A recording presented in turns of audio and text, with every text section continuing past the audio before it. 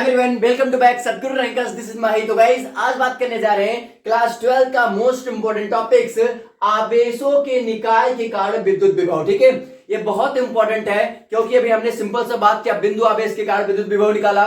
तो बिंदु आवेश के कारण विद्युत विभव जो हमने निकाला वो क्या निकाला था? B इक्वल टू निकाला था 1/4 पाई एप्सिलॉन नॉट Q बटे R, ये हमने निकाला था। आज हम बात करेंगे आवेशों के निकाय के कारण विद्युत विभव। मतलब कि अगर एक बिंदु से कई आवेश निकलते हो तो उसके कारण हमारा विद्युत विभव क्या होगा। ठीक है, तो यार आवेशों का निकाय, तो निकाय का मतलब समूह होता है। निकाय का मतलब क्या होता है? समूह। तो अगर कोई बिंदु है, उस बिंदु से बहुत सारे आवेश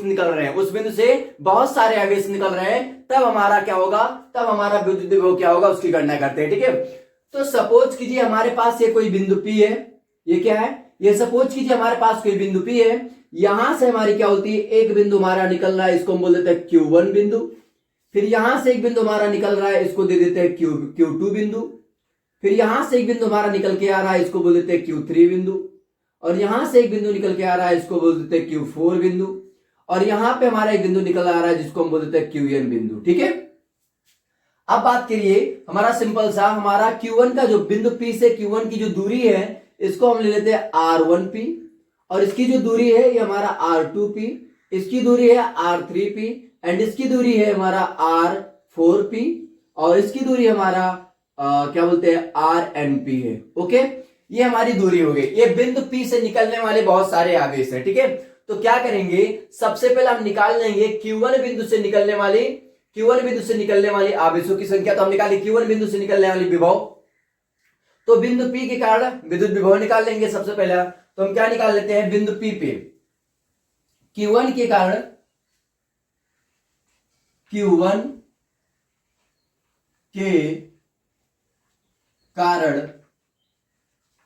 बिंदु P पर विभव। Q1 के कारण बिंदु P पर विद्युत विभव। ठीक है, तो विद्युत विभव हमारा क्या हो जाएगा? सिंपल सा, तो हमारा विद्युत विभव हो जाएगा, इसको हम मान लेते हैं B1। इसको क्या मान लेते हैं? B1 हो जाएगा is equal to 1/4 pi epsilon naught और Q1, और इसकी Q1 हो गया, और दूरी Q1 पे दूरी क्या है? R1P, तो हो जाएगा R1P। ठीक है, फिर निकाल लेते हैं Q2 के कारण बिंदु P पर विद्युत विभव। Q2 के कारण बिंदु P पर विद्युत विभव, Q2 के कारण बिंदु P पर विद्युत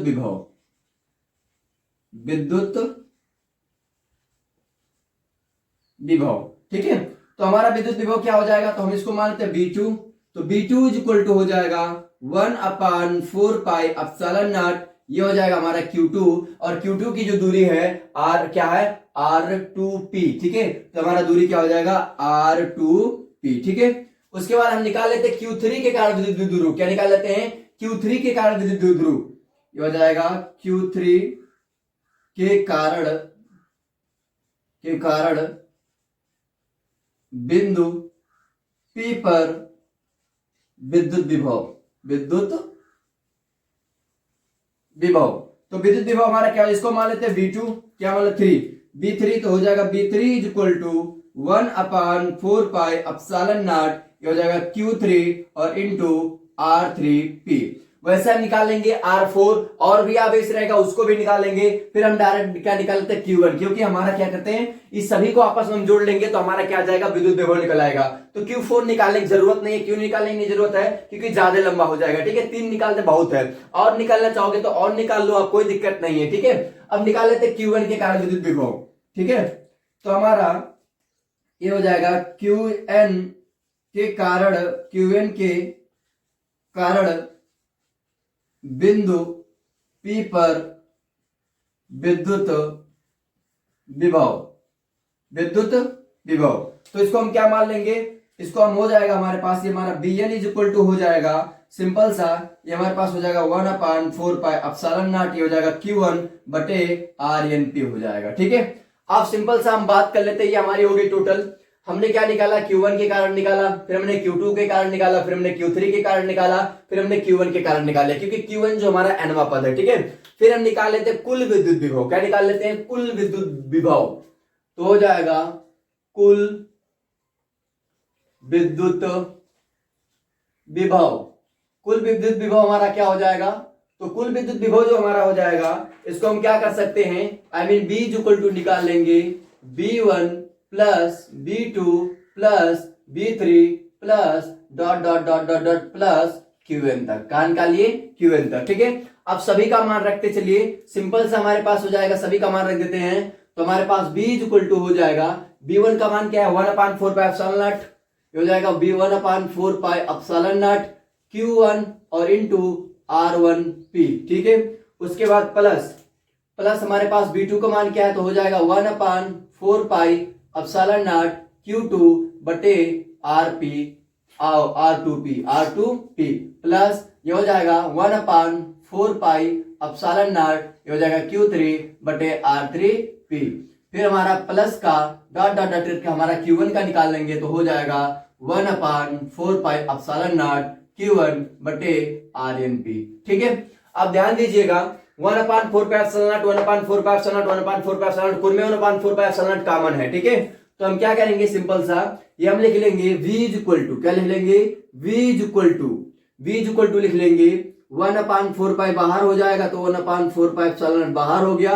ब्रैकेट में बचेगा क्या, ब्रैकेट में हमारा सिंपल सा बचेगा Q1 R1P plus Q2 R2P plus Q3 R3P plus हमारा पास डॉट डॉट डॉट डॉट क्या निकाले हैं हमने, Qn, तो हो जाएगा Qn बटे Rnp, ठीक है।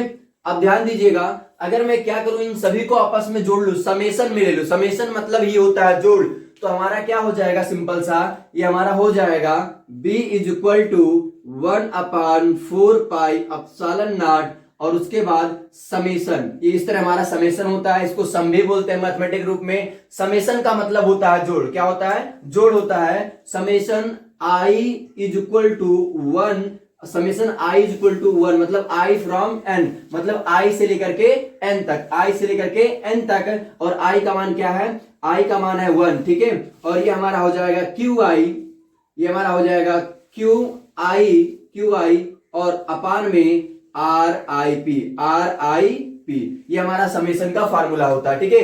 तो यही रही हमारी क्या बोलते हैं, सिंपल सा इसका फार्मूला।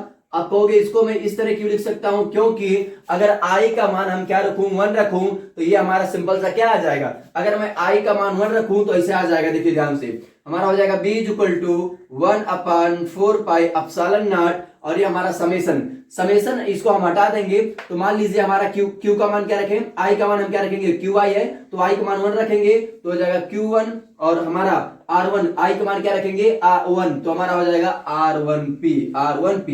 तो देखिए इस तरह मैं क्या करूंगा, सभी का ऐसे निकाल लूंगा, इस तरह मैं क्या करूंगा, ऐसे सभी का निकालूंगा। देखो I क्या रखा, फिर एक बार क्या करोगे 2 रखोगे, ठीक है। तो ये हमारी क्या होती है, समेशन वाली प्रक्रिया होती है, इसी तरह हमारा निकल जाता है, ठीक है। ये रही हमारी फार्मूला, और बहुत इंपॉर्टेंट फार्मूला है। तो क्या होता है, जैसे ध्यान दीजिएगा, इसमें से जितने आवेश हैं, इसमें से कुल भिन्न भिन्न आवेश जो होंगे अपनी बीजगणितीय योग के बराबर होते हैं। मतलब क्या, ये आवेश, ये आवेश, ये आवेश, ये आवेश और ये आवेश आपस में क्या होते हैं, बीजगणितीय योग के बराबर होते हैं, ठीक है। यही रही हमारी आवेश के निकाय के कारण विद्युत विभव, और ये बहुत इंपॉर्टेंट था क्योंकि इससे भी डायरेक्ट 5 नंबर का क्वेश्चन पूछ सकता है, ठीक है। अब अगला हमारा जो टॉपिक रहेगा, हमारा अक्षीय स्थिति के कारण विद्युत विभव, फिर निरक्षीय स्थिति के कारण विद्युत विभव, उसके बाद हम बात करेंगे विभव प्रवणता, फिर हम बात करेंगे समविभव पृष्ठ और समविभव पृष्ठ, और उसके बाद हमारा क्या होगा, अगले चैप्टर में हमारा समविभव पृष्ठ हो जाएगा।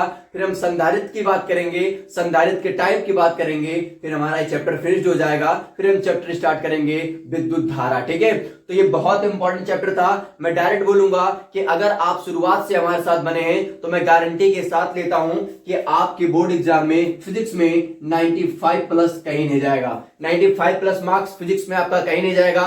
सारी चीज करवाऊंगा आपके साथ, शुरुआत तक जुड़ा रहूंगा। मैं बोलूंगा गारंटी के साथ लेता हूं कि आपके एंड तक आपके साथ बना रहूंगा, पूरी साल आपके साथ खड़ा रहूंगा। बस आपकी सपोर्ट की जरूरत है, आपकी प्यार की जरूरत है और आपके शेयर की जरूरत है। आई मीन सद्गुरु रैंकर्स का एक ही मोटिव है, we will create the history for everyone, ताकि जो भी स्टूडेंट क्या कर रहे हैं, पैसा अफोर्ड नहीं कर पाते पढ़ाई के लिए, उनके लिए मैं कुछ हेल्प कर पाऊं। ओके, मिलता हूं नेक्स्ट वीडियो में। Keep learning and keep exploring. Wish you all the best. Thanks for watching this video and thanks for connecting Sadguru ranker. Share this video with maximum people. Love you all.